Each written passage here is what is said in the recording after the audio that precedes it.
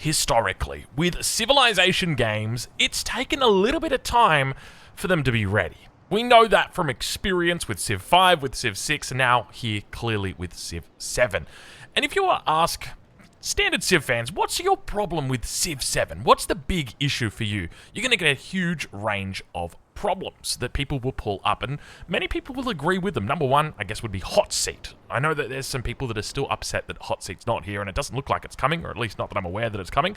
Number two, the AI. It always feels like the AI is just... They're just kind of cheating, and then that's how they're getting ahead. It doesn't feel like they're that intelligent. But when it comes to my problems with Civ 7, I'll be real with you. I got diagnosed with ADHD at the ripe old age in the mid-30s. That's when I just got hit with it. And it's only started to make sense in the last couple of weeks as I've come into terms with that. But one of the big things for me was the fact that age transitions were often difficult for me, because I would go from clicking next turn, next turn, next turn 130 times, and then all of a sudden I'd be thrown into a menu where I had to spend 5 to 10 minutes to do that.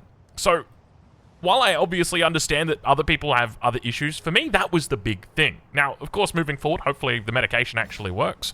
Probably doing a bit of oversharing with you guys at the moment, but I thought it's important to be transparent, because that's where it comes from for me. I just want to be clicking next turn. So in this video, we're going to be talking about how the new Test of Time update looks with the age transitions, what that feels like. We'll be doing a bit of a playthrough in the exploration age as well, and we'll be talking about what maybe we could hope to see in the future, because keep in mind, with the Test of Time update, that's going to be a massive update that we are going to see, but at the same time, there's still going to be work that's happening behind the scenes for their next expansions. Of course, I've already suspected and told you guys that I think it's almost certain that they're going to be adding in custom civilizations just because of this syncretism system.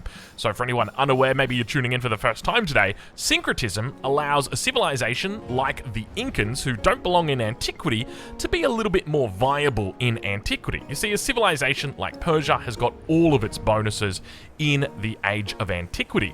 And because of that, if we're going to allow civilizations like the Inca, like America, to be competitive, or at least to be a little bit more competitive, we have to find ways to increase that power. And one of the ways that they do that, because of course you can't access those key buildings and those key units until you reach your apex age, which is the age that your civilization is the strongest. So one of the ways that you can increase your strength is through syncretism, which allows you to borrow things from other civilizations that you are linked to.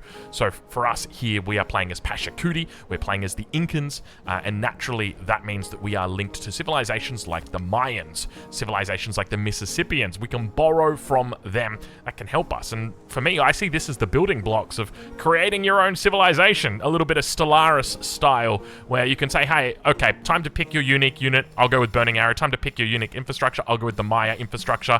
Time to pick your civilization bonus, I think I'd have to go with America's. I really like it. +1 production on resources. That one feels pretty good. So something like that is what I suspect is going to be coming out in one of the new expansions. But anyway, let's get to it. Let's take a look at what an age transition looks like now in the brand new Civ 7 Test of Time update.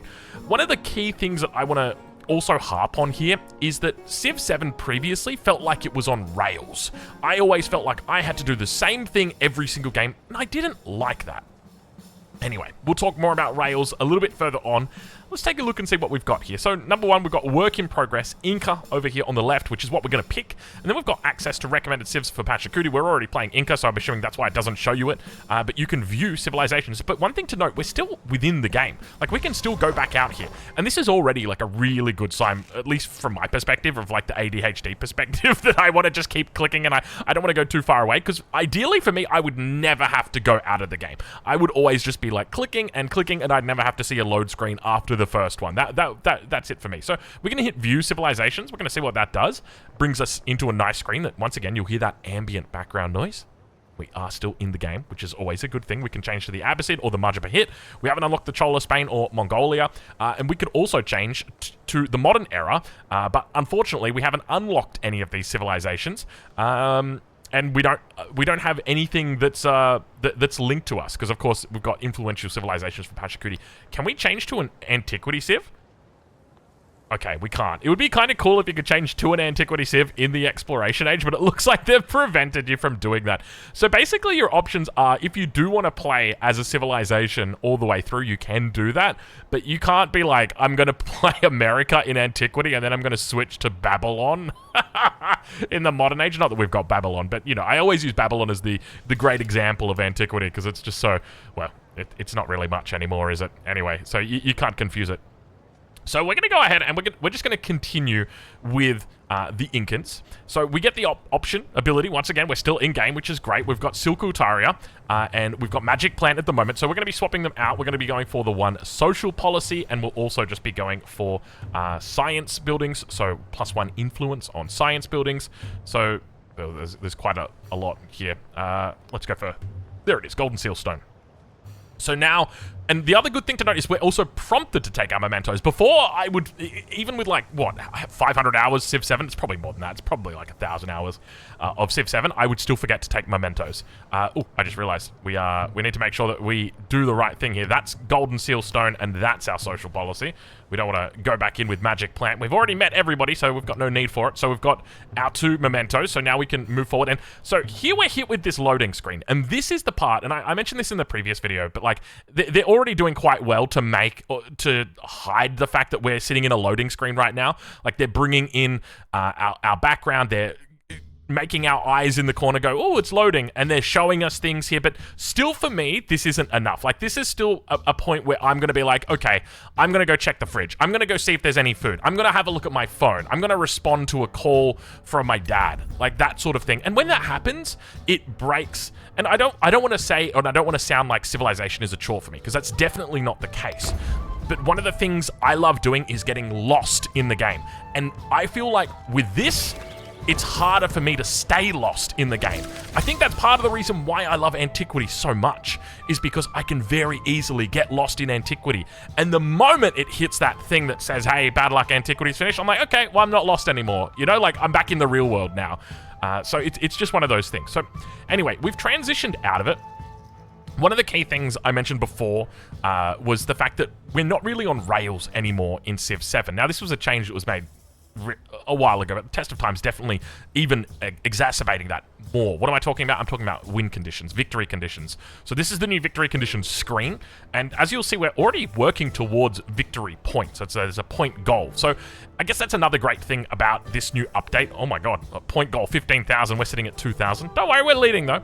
So we need to hit this point goal and then we win. So build the world's biggest economy, drive the world's culture through tourism, win the space race, or dominate the world controlling the most settlements. So that's the way that we're doing it, and the way that we achieve those things is built up depending on what way we want to go about it. For cultural, as an example, take a look at Frederick here. He's smashing it out of the park at the moment. That's because he's been celebrating like a madman. That's because he got the Antiquity Age Future Civic. It's because he built some of the unique districts. And it's also because he built a shitload of wonders. So there's a whole bunch of stuff that will allow you to build up points. And you can see those right here. Natural wonders, displayed relics, certain triumphs, and civics. Something that we haven't talked about, but something that we're going to talk about right now. Because that's another key component. It's essentially before with Civ 7, it felt like I was forced to do the same thing every single game and follow this game plan. It's not that way anymore. What is it now? Well, now it's more about kind of choose your own path, which is always the way that it should be. I think what's like their tagline or their motto? It's like, build the civilization you want, or something like that. You know, words to the effect. Words to the effect. So now we've got different triumphs that we can choose to chase. Whether or not we want to chase them or not, it depends. So we've got major ones, which are available at the end of this era, which I will say, a little bit of feedback, I think should be changed. We'll talk about that as well. So we've got major triumphs, and then we've got minor triumphs. So minor triumphs allow us to get bonuses right now. So we can convert all holy cities to our religion at least once. So that would mean, you know, wherever someone has started a religion, you've started a religion over here in this city. If we converted that at least once, then that counts. And then we have to convert every single holy city at least once that existed. And then we would get that bonus. And I feel like that's really cool because this is something that you could chase if you wanted to. And something that you wouldn't necessarily get unless you were really trying to. But if you thought, hey, this benefit, units gain +1 movement in settlements that follow your religion, if you thought that was worth it, then you could actively go and do that. And there's a whole bunch of other ones, like bonuses that you will naturally get over time. Discover all natural wonders. Like, you should eventually get that. First to circumnavigate here, only one person's going to get that. We've got make 25,000 golds worth of purchases this age. Maintenance does not count, and you get 500 economic victory points. So it's just one of those things where it's like these are little components that help build the victory condition. And I think that's part of what I really do like about the Test of Time change, because it makes it a lot less about rails and a lot more about how are you feeling, how do you want to play it, because as I mentioned, in previous Civ 7 games, it's very much always playing the same way, whereas now we've got a fair bit of difference that we can do. Like, when it comes to treasure fleets, yeah, we've still got treasure fleets, but they operate completely differently, and I think that was part of the reason why I was a little bit frustrated. But when it like comes to treasure fleets, do they still exist? They exist in the form of triumphs. So we see unload a treasure convoy worth 12 economic victory points. So this is basically saying, like, get a really good treasure convoy. You will get extra points for unloading treasure convoys. If we take a look at economy right here, for having treasure convoys, you will get extra points. So basically it's saying, okay, let's say you want to go for a science victory. You know from the beginning of the game, you picked Babylon, you're like, I'm going for a science victory here. Bro, you don't even need to treasure fleet. If you want a treasure fleet, go for it, but you don't need to. Whereas before, you kind of had to. If you didn't go for the treasure fleets, it was going to hurt you because you didn't get legacy points. And if you didn't get legacy points, then all of a sudden you were behind on a lot of different things. As an example, if you had 2 economic legacy points previously and your opponent didn't, you could keep all of your cities from the previous age as cities, and they had to go back, they got reverted to towns for them. So that was a massive difference. And now all of a sudden, you don't have that because that legacy system has been changed. So overall, I think this is definitely a change in the right direction. One of the things I will say about major triumphs, which I mentioned in the previous video, but I think it's important to reiterate because not everyone's going to watch every video, is as you're going through, there's going to be like things that you will do in the game. And when you do it, so let's say as an example, we display 12 relics. So that will allow you to keep your founder belief on age transition. Let's go for something a bit better. Okay, build 6 exploration age wonders. Easy, okay? That's going to allow you to get 4 culture and 4 production on wonders, right? Well, yeah, not really. The way that it works is that you get to choose a legacy from the last age, and that allows you to pick from that legacy. So basically, when you build that wonder, or build those 6 wonders, now you get a legacy, or like a legacy option is probably the best way to think about it. So we did that in the last era, and you could see here, Wonders of the Ancient World, +2 culture, +2 production. But the thing is, this is not guaranteed in the sense that there's other stuff in here that we want to pick. I guess the point I'm trying to make here is we've only got 3 points, and I feel like we did a lot of work in the last era. And it's great to have that option, but it's disappointing not to be given it. And that's one of the key distinctions. I feel like it should be given to us. We've got Code of Harambe.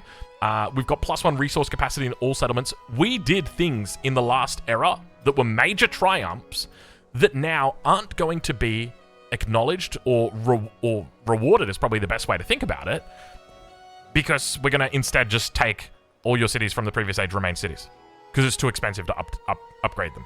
Right? Like, I don't know if we're actually going to take it. I'm just talking hypothetically right here. That's a hypothetical. But you get the picture, right? Like, there's a lot of good stuff in here. This is baseline stuff that comes when you transition. Like, anybody can pick it. By the way, I will say, I don't know how the wildcard points work. I don't know whether or not we got these wildcard points because we did the extra... the extra future civics at the end of the last era. I'm not sure if that was 100% is related to that.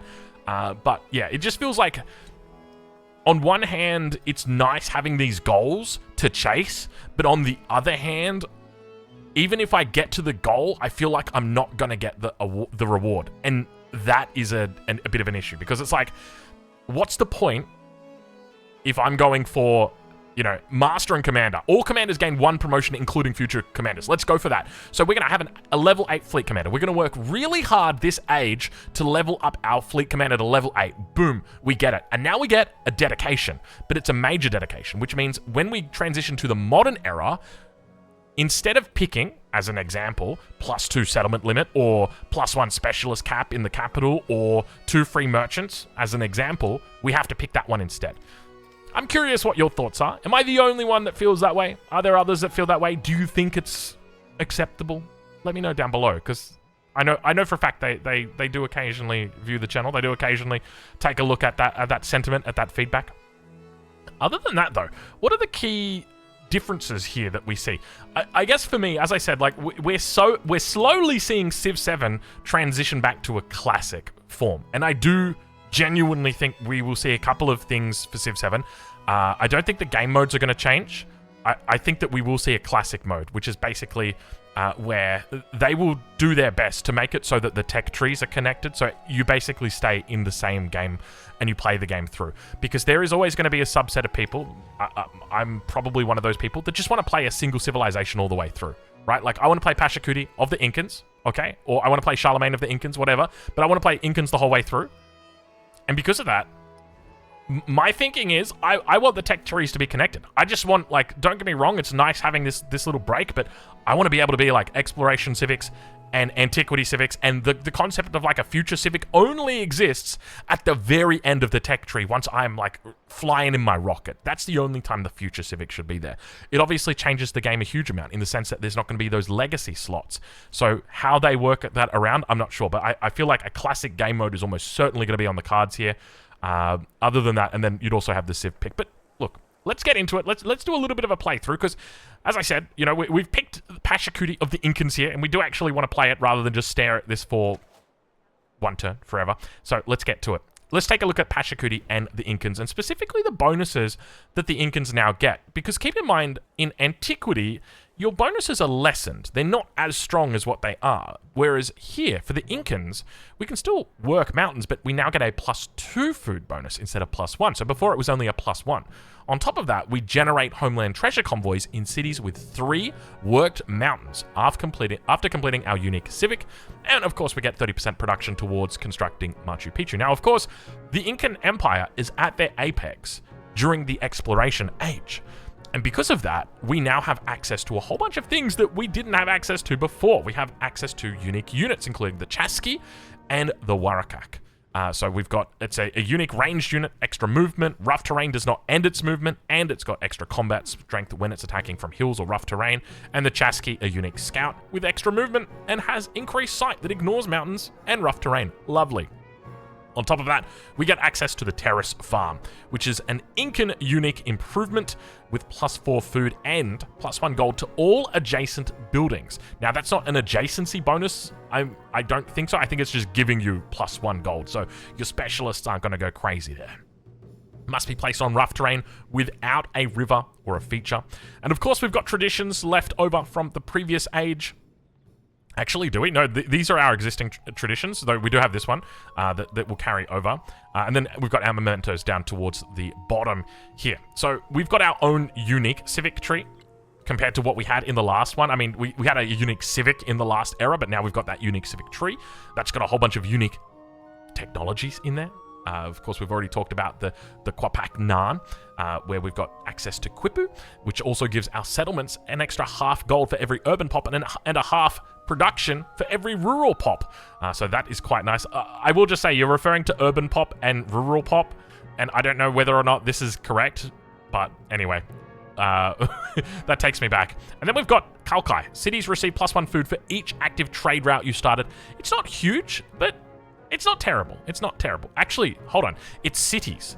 It's not that city specifically. So if you've got 12 active trade routes that you started, every city gets 12 food. Okay, that's pretty decent. That's pretty decent. And then, of course, the Pista de la Resistance, the Machu Picchu. We've got buildings gain +1 culture and gold adjacency for mountains. Must be placed on a grassland or tropical mountain. Now, they've obviously changed the way that Machu Picchu works quite some time ago. The way it used to work was you'd have a whole bunch of buildings around Machu Picchu. This is a perfect tile for it right here as well. You'd have a whole bunch of buildings around, and it would provide like crazy adjacencies itself. Like the buildings would get an adjacency from Machu Picchu. Whereas now my understanding of this, based on the reading, is that it's just going to, oh, excuse me, that's not the right area. It's just going to give those adjacency bonuses to buildings in general. So if you're next to a mountain, you're going to get +1 culture and +1 gold. +1 culture, +1 gold. And of course, with the way that they've changed specialists recently, well, we're gonna be in for a treat, I suspect. Anyway, let's get into it. That's our setup. That's where we currently stand. What's our goal for today? Like, what's our goal for our our victory condition? Definitely not military. Cultural could be on the cards, so we'll look at that and how that goes. And then, of course, we've got economic as an option a little bit later on. Scientific's always just going to be the backup, right? Like, we're always going to fall on science at the end of the day if the other ones seem like they're too hard. Anyway, so let's look at our legacies. What are our options? 2 culture and production on wonders. I think we got a whole bunch of wonders. If we take a look at player unlocks for our ageless, actually we can see rewards here. Acquired 3 legacy points. So yeah, not sure exactly how that's going to work. I suspect it's probably a work in progress. Hanging Gardens, Dual Shuriken. So we've got 2, 3, 4, 5, 6, 7, 8. 8's pretty good. 8's pretty good. So that's 8 times 2. So that's going to be 16 culture, 16 production. Love it. And that's also that's all wonders. So that's including future wonders as well. So that's very nice. Code of Harambe. So and I know I'm mispronouncing it. I'm doing it on purpose. That's the whole point. +1 policy. Excuse me. Excuse me, I just had to mute the microphone. I lost my voice there. I love how at the end I'm like, excuse me? +1 policy slot. So +2 culture for every policy or tradition slotted. This seems okay. We already have the +1 policy slot, so I don't know if it's going to be necessary, but you can see that we've got a lot that we can already put in, and there's going to be more that we'll want, so that could definitely be an option for us. +1 trade route capacity with all leaders. This isn't huge, right? This is only 1 extra trade route with all leaders, so it probably works out to be like 300 influence. Not that big. 4 corners of the world, +2 settlement limit. Now, we'll get access to more settlement limits as we go through the tech tree, as we go through the civic tree. We'll get access to wonders that give us extra settlement limits. Down here, we've got a +1 settlement limit and Escorial, which also gives +1 settlement limit. So that's definitely going to be a goal for us here today. And then, so do we really need it? We're already at 8 out of 8. We've got a couple of settlers. Do we actually want to settle? We could potentially think about settling some more cities, but I don't think we're going to need that. But the big one for me is this bad boy right here. So get rid of 4 corners of the world. We're going to go with the Tower of Babel, something that we were working hard towards. And this is one of those situations where it does feel really good. The Tower of Babel in the last playthrough, the goal is you have to hit 150 population in your empire. And we literally hit it with like 3 turns to go. Gosh, that felt good. Now, there's other ways that we could have boosted the population, but yeah, it was nice. +1 specialist cap in the cap. Yo, that looks pretty good. +1 great work slot in city halls and the palace if there is a library in the settlement when this dedication is selected. Well, if you're selecting it now, then the library does exist, right? Because it's it's overbuildable. I like how they say that. Overbuildable. But I don't care about +1 great work slot. Why would it care about that? You've also got 2 free merchants, 2 free settlers, 250 influence, and an extra social policy slot. I kind of like this one. What's the bonus that we get? We get an extra policy slot +2 culture for every policy or tradition slotted. This is going to be quite nice, because if you think about it, that's going to be 3, and then that'll give us 4. That'll be 8 culture. Like, it's not a huge amount, but it's going to build up eventually. So that's definitely something to consider. Now, we want to change our capital city. So let's go ahead and do that. Do we want to change our capital? I feel like, I mean, I think it has to be Wanaku or Chiquito that we can choose from. Chiquito or Wanuku. Chiquito kind of looks packed. Wanuku's pretty nice. And I reckon we can find a very good-looking Machu Picchu in here. Though they changed the adjacency, didn't they? I mean, we could just like throw it on a tile like that. So yeah, that's another option. And then also, so we'll put Wanuku as the capital. I want to get rid of one of these. Wonders of the Ancient World. I think we're definitely keeping it. Tower of Babel. We're definitely keeping this. I want the gristmill purchases. That's going to save us a lot of gold. That's going to be lovely. And the specialist in the cap is also nice. But I really, really want structural repairs. Super duper badly. You do not have enough legacy points. We don't have enough legacy points for it. You know what I'm going to do? I'm going to say Tower of Babel. And see, this is the part where it hurts. I'm going to say Tower of Babel, get out of here. I'm instead going to take structural repairs. All your cities from the previous age remain cities. And the reason why is because it's so expensive. It is super duper expensive. Now, we technically get 2 cities here. Actually, you know what? We were only on 3 cities before. Okay. All right. You convinced me. Fine. So we'll get rid of structural repairs, and we'll just put in Tower of Babel. Mainly just because it feels...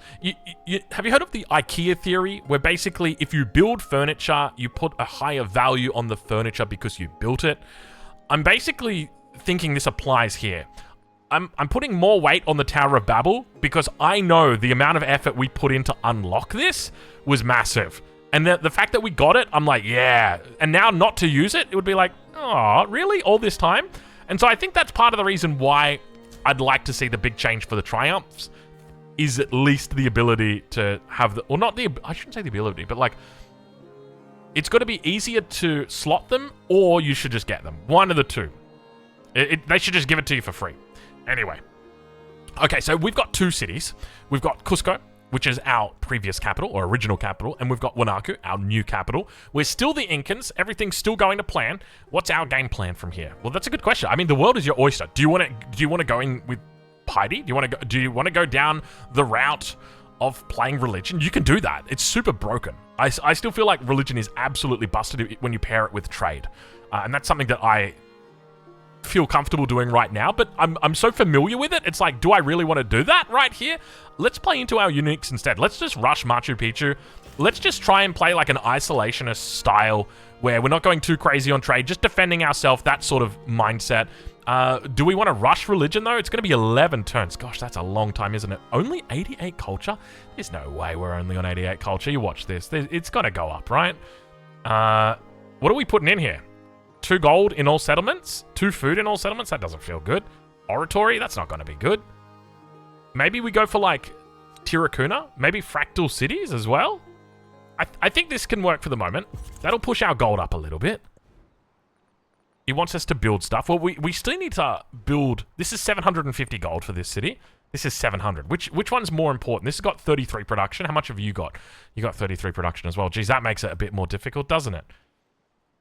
I don't know which one I favor. I think probably Chiquito. Let's upgrade Chiquito. We're not going to have the gold to upgrade Wilkawaman now because you'll see it's 1450. It's a little bit more expensive. So from here, I mean, the question is, where do we go from here? As I said, like I guess we've got we've got the Tower of Babel, so we want to focus on getting those up as quickly as we can. So let's go into machinery. Though we could do cartography, because it's going to be cheaper for us to do that. Let's start off with machinery. Normally, I wouldn't do this, but the fact that we get grist mills, give me my grist mill, bro. Give me the grist mill. Stone cutter. Where are we putting these bad boys? These are our warehouse buildings. Keep in mind, we're going to be stacking up warehouse buildings as much as we can, and we want to make sure that we are overbuilding. I guess that's another point, is that we do get policies for overbuilding from things like piety. We get 20% production towards overbuilding, whereas, actually, when we pick our religion, not our religion, our government, we'll also get the option for the overbuilding government. So let's go back ahead to back to the research over here. Cusco's on 33. Are these guys all on 33? Chiquito 40, Wanaku 40. Chiquito. Should we? No, we'll go Wanaku. We'll go Wanaku. Wanaku's the new capital. We're putting everything in Wanaku. Everybody get to Wanaku. Okay, so culture's going to go in here. We can also put the jade, even though the jade's a bit of a laughing stock at the moment. We're going to have lots and lots of production. We've also got whales now as well. 5 production. Lovely. We've got the tin, which is definitely going to be welcome. Oh my god, that was my phone talking. Dude, that was my watch. I must have said the magic word, the magic S word. I'm sure you know what word it is. And she woke up about, looks like about 30 minutes ago, and she's been listening to me the whole time. Okay, we've stacked Wanaku completely full of resources. Wanaku, what are you going to do for us? Stone cutter? I reckon we could do a stone cutter. Maybe you could throw it down here. I mean, there's not huge adjacencies in here, but we're getting happiness and food from this, so we don't really want to build over the top of that. You know what we might do? Let's just build in position. Oh yeah, all right, we'll stack them up with existing. That's probably it. Okay, and then we'll go stone cutter. Where are you going to go down? We've done well back here, but we're once again going to throw it on top of the altar. And then we've got a third one, so we could do the granary. We could do the granary. Or... No, we don't want to put it there. That's a massive adjacency. So we want to try and find a spot where it's not going to be impacted. I think, like, over here... I mean, this is a good wonder spot. That's the other thing to remember. We don't want to be building it where it's going to have potential high adjacency bonuses that are impacting it. Though there was a resource here previously. and there's not a resource there now.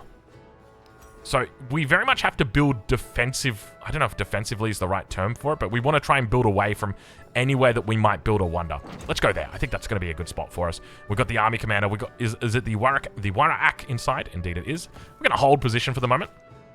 We've got some. We've got plenty of units actually, so we can just stick them all on hold for the moment. We've got some cav in here as well. Some coursers. Love it. Love it. Love it. Look, we've got plenty of stuff. We can even send this guy on autopilot. Does the cog not have the option for autopilot? Well, whoa, calm down. I thought we were going out into the ocean. I didn't think we were going there. And we can put the settlers on hold. I mean, we could always look to throw these settlers down. We've actually got a couple of merchants already out. So there's two ways that we can play this. We're not going into religion. So I'm just going to, instead, we're just going to look for trade. Let's just get some trade out here. We'll go to Bark. Bark seems decent. A lot of resources in here, though. I don't really know how treasure fleets work right now. So let's do our best to try and work that out. We've got a lot of units, that's for sure. We've got the Chasky over here. Chasky, my friend, you can go on autopilot. Gosh, he's got a lot of movement, doesn't he? Okay, so we'll get an option to pick our government shortly. There it is. So have these changed a little bit? Normally, I'd be picking plutocracy. You get the extra overbuilding for 10 turns, and you're going to be doing a lot of overbuilding. And the 20% gold for 10 turns is always welcome. But theocracy is kind of nice for the extra culture, but I think plutocracy at this point makes the most sense. Just because gold is such a great resource in Civ 7. It's so flexible, allows you to do a lot of different things. So I think that's going to be our game plan here. So let's get this cog out here, have a bit of a look, have a bit of a gander. Bark, we'll do a trade with you. So I don't know how that works specifically with regard to our extra, with regard to the resources that it was showing up, the treasure fleets. I don't know how that's going to... Oh, that was the sound of us taking a little bit of damage out here. Let's make sure we fix that up. We don't want to take too much damage. Now, we've got 1,000 influence. That's another thing to note. 1,000 influence is a lot of influence to do what we want.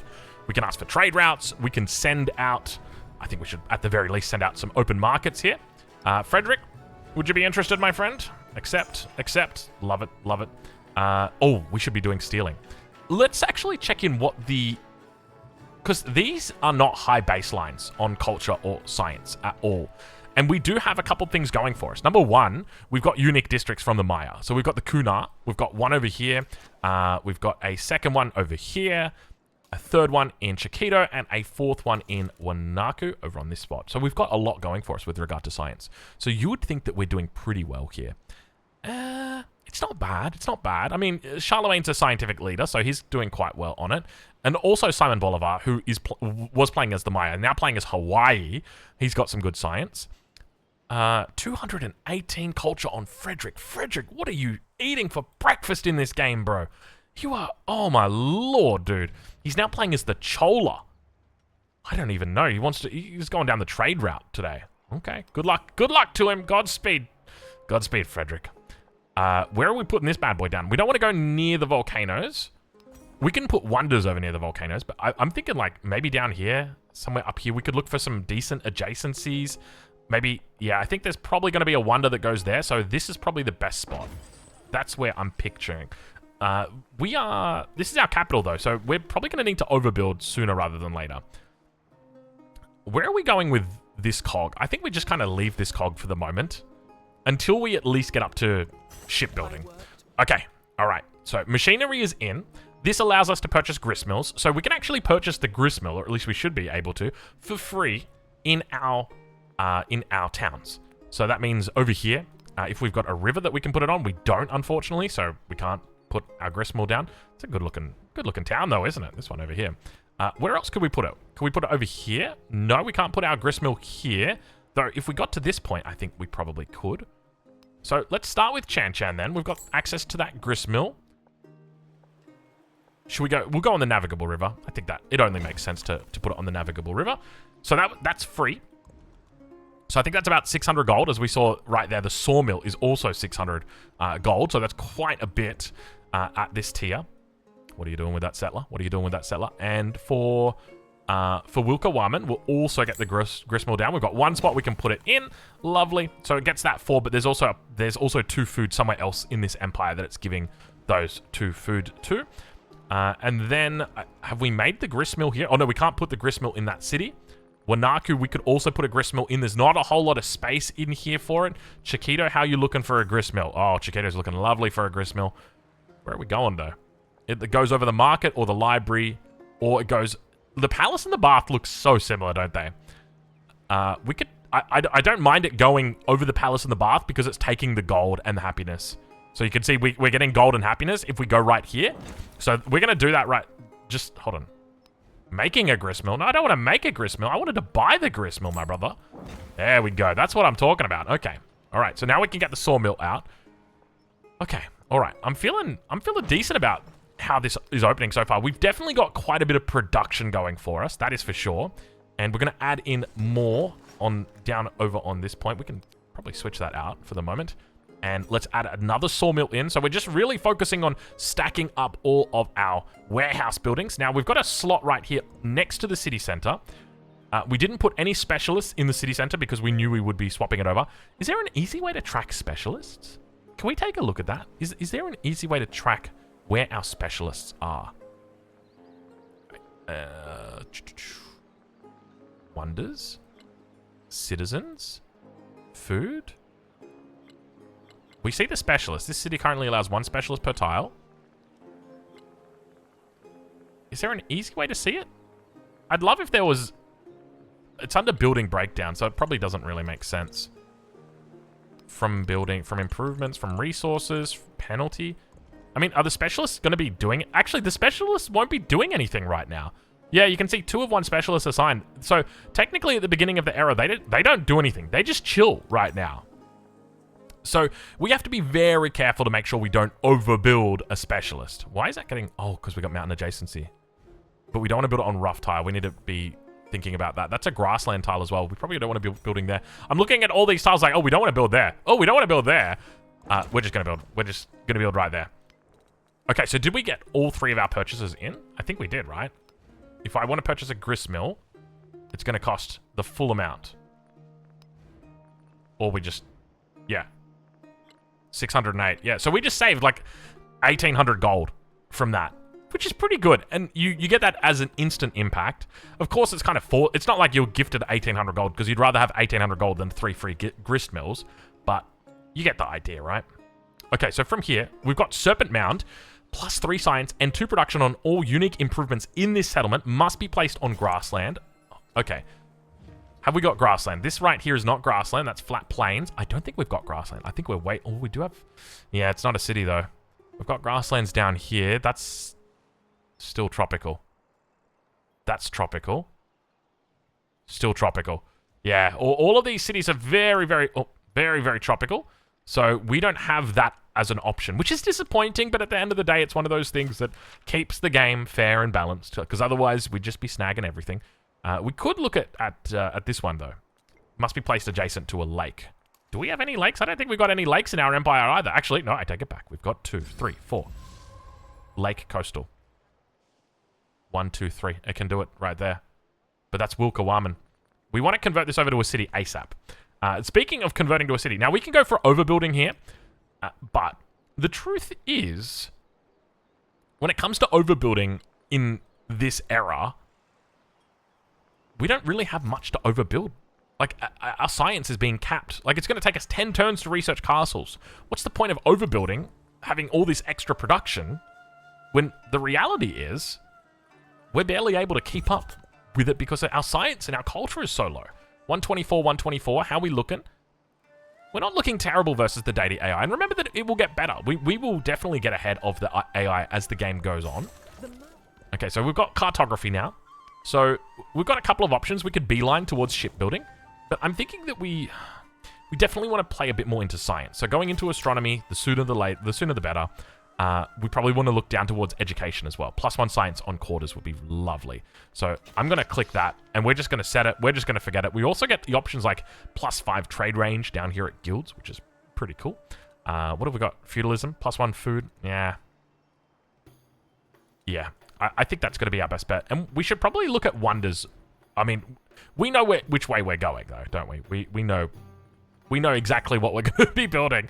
+12 gold. Yeah, we'll take the 12 gold. Why not? Thank you. That's in the city of Cusco. We could go for a wharf. I didn't even realize we've got more options here. We've got plenty of options here. A wharf or a bazaar. That's a plus. Oh, that's because of the specialists. Look at the bonuses the specialists give. That's incredible, dude. How good specialists are now. Okay, so we're just going to go for a wharf out here. In the meantime, I don't think we really want to settle this. Oh my gosh, I forgot about this town. Oh, we could have bought a grist mill in here. It just feels wrong not to have a grist mill up here.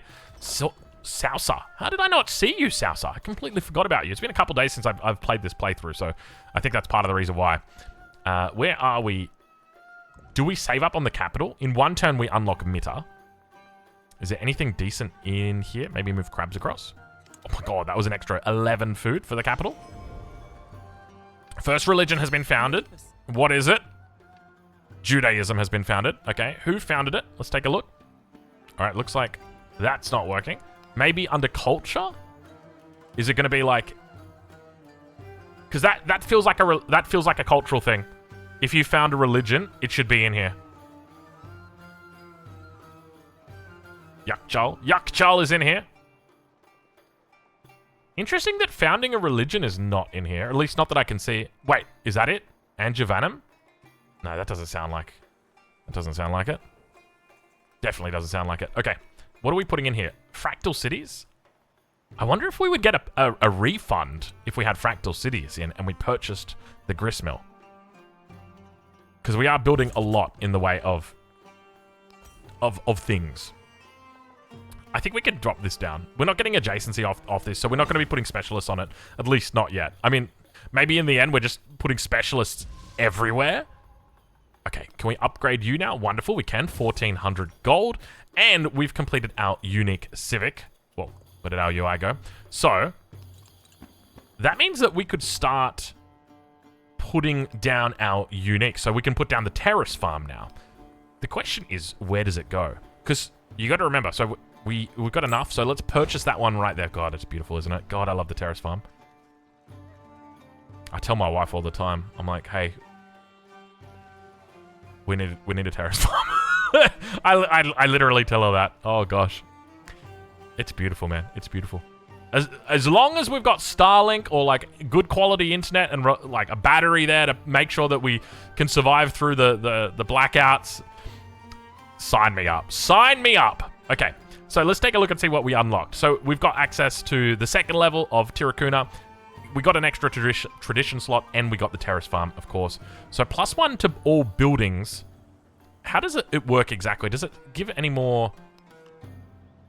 +1 gold to all adjacent buildings. So that's a wonder. So it doesn't get the adjacency. So Chiquito can't build it. So it's got very specific requirements when it comes to the terrace farm. It has to be placed on rough terrain without a river or a feature. Meaning, so it can't be placed, like, if it's got a jungle on it. It can't be placed there. So you can see right here, we've probably got rough terrain in here. That's flat. That's flat. That's flat. That's rough, but it's got a river. That's rough. Why can't we build it right there? Oh, because we don't have a citizen on there. In 8 turns, we'll be able to put it there, and then it should naturally turn into a terrace farm? No, it'll turn into something else, and then we can switch it into a terrace farm. Okay, so we can just build that into a terrace farm. It's going to take 1 turn. And as you can see, this is the issue that we've got, where we've run out of things to produce. Like, we literally don't have anything to produce because our production is high, but everything else is quite low. What are our production numbers, actually, across the network? 83, 48, 34, 42, 16. Yeah, so we could demolish a wonder right now. Like, you give us a wonder, and we're going to absolutely... yeah, we'll start kicking goals, that's for sure. Okay, first of the merchants. Going out to Washington, D.C. Settler, you can hold position for the moment. And I think our goal is definitely Machu Picchu. We've got it in 10 turns. Okay, we're rushing towards Machu Picchu right now. I'm telling you. Let's work the mountain. Why not? We can work the mountain. We'll continue making more merchants. Apparently, we're just one-turning out merchants at the moment. Where are we going to next? Kind of far away, but it is your capital. It's plus 18 gold to him. I mean, how much gold is it to us? Obviously not that much. Silk? Is that really doing much for us? Not really a lot of silk. I don't like that right-click gets us out of there. Because sometimes I just press right-click. And I know I shouldn't. But sometimes you just gotta press right click. It feels like a natural thing to do. Okay, where to next? Astronomy is completed. Wonderful. So immediately we're going to be doing observation or observatories, because as you will see, we've got specialists. So on this tile right here, we've got one specialist assigned. We can have up to a second one assigned, and that alone is going to give us 15 science. Massive, absolutely massive. Another thing to note. So we took golden. There's no way to see it in there, but there is a way to see it here. So we took the golden seal stone, 1 influence per age on science buildings, but we don't have the dedication, or at least we didn't have the triumph, that allows us to retain our academies, as golden age academies. And therefore, the value of golden seal stone is significantly reduced. Because normally you'd just be coming out of the gate with a huge amount of influence. That's not the case here. So that's definitely something that we're going to need to consider. Okay, other bonuses that we could look for. We're traveling out to here already. Let's go to New Orleans. We could do New Orleans. And we want to switch everybody over to an observatory.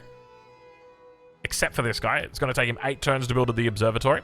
That's going to be where we want it. That's a +4 adjacency. So we'll drop it in there. Observatory here. Where are you going down?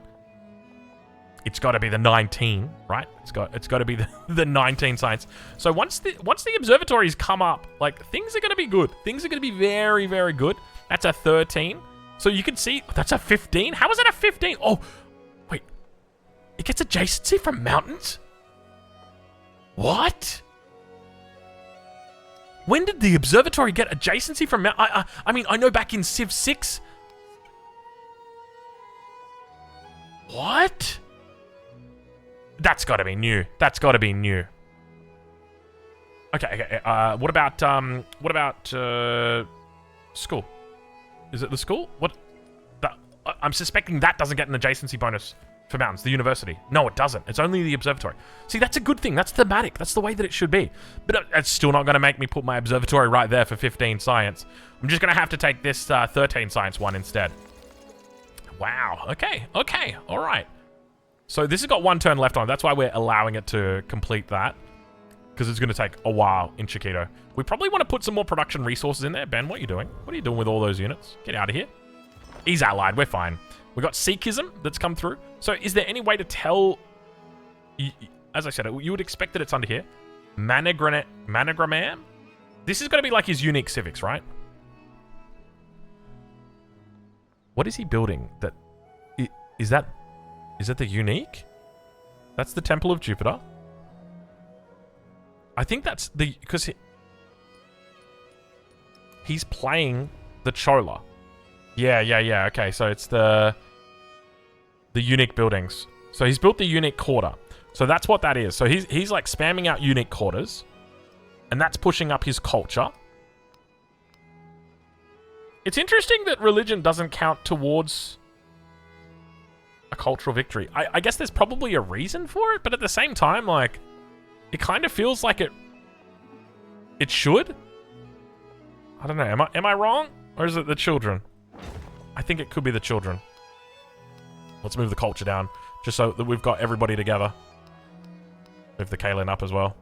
We can't allow it not to be. What are we going to do? Are we going to steal as well? We totally forgot to do stealing. So who are we stealing from? Frederick, we're obviously going to be stealing from your government secrets. And then for science, is it Simon Bolivar that we're stealing from? I think it's got to be Simon Bolivar. So we should have been stealing from them since turn 1. We would basically... Oh my god, +10 food per city. Oh, Frederick, it's good to be friends. No. Not gonna be happening. We get back to back on the... Oh, we get back to back on the Golden Age. On the celebration. So here, we'll take the overbuilding because we should be overbuilding every single one of these buildings. And we get the policy slot. Let's take the gold maintenance. That just... I mean, it's hard to tell, but all of these units should be paying at least 1 maintenance. Another religion. Islam has been founded. So I don't think we're even playing into religion today. If we are, it's going to be like Defender of the Faith-esque style, where we just kind of sit isolated, mind our own business, that sort of thing. Science, gold, happiness. Gold. Always gold. 12 culture. We'll take the 12 culture. Speaking of which, would you be interested in... You're not in any wars, are you? An alliance. And an open market. And a farmer's market. You'll love to see it. Frederick is actually quite a good friend. We will say that right now. Okay, so we should have in here our new... There it is. Observatory. 18. Oof. That's a decent bump to science. We're up to 153 culture as well. I don't know where that's come from. So we're going to keep making merchants. But you can see we've got another 4 turns before our next civic is complete. We're 2 turning out merchants. Like, I mean, it's our own fault for stacking all of the... Everything in the, in the capital. So, one thing to note at the moment, this specialist is only giving bonuses for 1 building. So there's going to be a second building that comes in soon. And that's when we'll probably look to put the specialist in there. Until then, we could either A, put it in a mountain or a volcano. That's an option for us. But if it's in a volcano, you can't kick it out. Keep that in mind. So if you want to put like a wonder down on top of it, but like look at these yields, man. These yields are crazy good. I mean, the specialist yields are going to pop off even harder though. And you got to remember, the specialists are kind of like an investment. When's our production building coming in? It's coming in very soon, actually, isn't it? We've got guilds coming in, and then after guilds, we've got castles coming in. Actually, castles is up here, isn't it? I think we make a beeline for castles. We'll go guilds into castles, and then we'll come up to education. We're playing it a little bit differently, and I think that's fine, and I think that's a good thing. You don't want to be playing the same thing every single game. Oh my god, you're in the... Bro. That was quick. That was very quick. You know what? I'm going to support you just because I like the cut of your jib. But... Oh, got big explosions. We're all good. Chan-Chan's all good. We could look at getting another city online. I think Chan-Chan's probably our candidate for the next city. Are there any triumphs in this age for cities? Have 200 population? Bro, we're already at 172. We will smash that. And you get 3 free grosses, which are like 2,000 gold each. Wonderful. So found 14 settlements in the homelands. We can do that. Found 6 settlements in distant lands. And then down here we've got Discover All Natural Wonders, which is coming soon, and the first to circumnavigate. So it's not there. Or at least it's not under those ones. Let's keep getting these merchants going. I mean, it definitely feels like we're not getting value out of the merchants. I mean, you do get value out of them, but you got to remember that, like, there are so many ways that you could be influencing your opponent with your merchants. Like, spreading religion is the big one that comes to mind. So it feels suboptimal not to be doing it, but at the same time, it also feels good not to be doing it and just going, okay, we're gonna try and play isolationist here. We're gonna try and just be all by ourselves. So we're gonna put the bazaar down on this tile, definitely. That's an acceptable upgrade. We've got a little bit of extra resources here as... Oh, we got some extra resources right here. Right-clicked. Damn right-clicked. Let's move that jade out. Let's get those crabs in, baby. Look at those yields. Look at those yields. Now we're going to complain a little more about how we've got too much production. The classic first world problem of having too much production. When is our Machu Picchu coming through? The answer? Right now. So, obviously we're going to be rushing this. I think we're the only ones that can rush it. No one else is playing as Inca. So... if we're putting it down, it only makes sense to put it in the capital. Like, there's some good spots, but the truth is, right, like, a 14-turn Machu Picchu here is just a waste of production, right? Like, we should be building other things in this city, but the capital is literally the best thing that you could ever ask for. So, boom. 7 turns on that bad boy. All right. Decent, not bad. We've finally grown down here as well. I swear it's been a long time since we've grown in here. And I think we're going to go straight into our uniques. We're just like maxing out the uniques up front. We can get more merchants in for the moment. That's perfect. That's fine. More merchants on the way out to Birmingham. Why not? Probably want to ask for another trade relations over here. Get all of our trade routes going up. Big explosion towards the south. Oh, it's Mount Fuji. Mount Fuji, how you doing? What are the yields like on Mount Fuji, actually? Let's go have a look. Yeah, that's good. Yeah, that's acceptable. That's decent. You know, I think Isabella would be proud of those. Okay, where do we expand here? And why is it these mountains? These mountains are just glorious, aren't they? Okay, so now we're coming up to castles. 6 turns on the castles. We just unlocked guild. Oh, we can get the kiln. We can get the kiln. Now, normally, I wouldn't do this. Normally, I would say, do not do what I'm about to do, okay? But I need you to hear me out. The kiln is a culture building. And one of the things about culture buildings is often they provide influence. And this culture building that we've got here, the monument, provides influence. So normally what I would do here is wrong, but I'm going to make an exception because of the adjacency bonus. Whoo, boy, that's going to be fun. That's a good one.